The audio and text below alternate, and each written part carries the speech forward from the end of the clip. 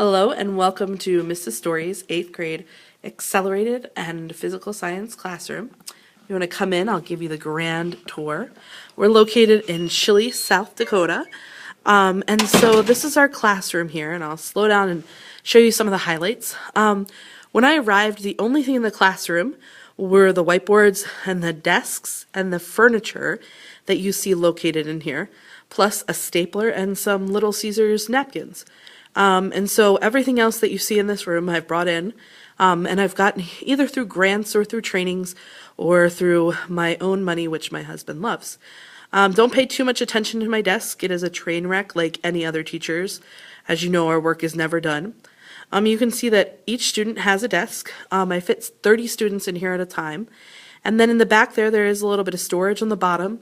And then on the top there's some science books for the kids to read and some games for their study halls.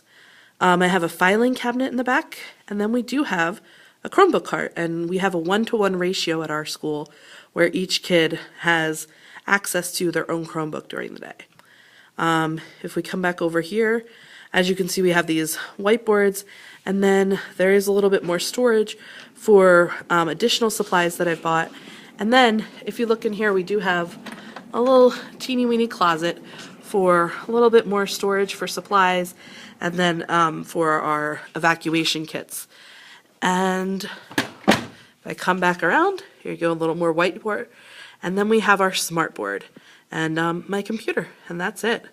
And that's everything. So if you look around our classroom, we do have some problems.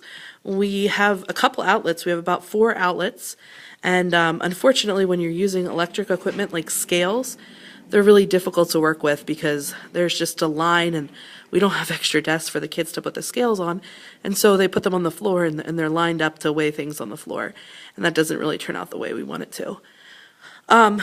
Additionally, if you ever try to read a meniscus on a slanted table, it really doesn't pan out that well, so that can be a problem.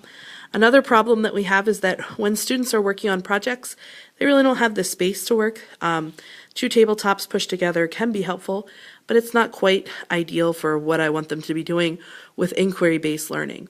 Additionally, if they are working on a project, we have no place to store their projects in between. So we really hope that you consider us.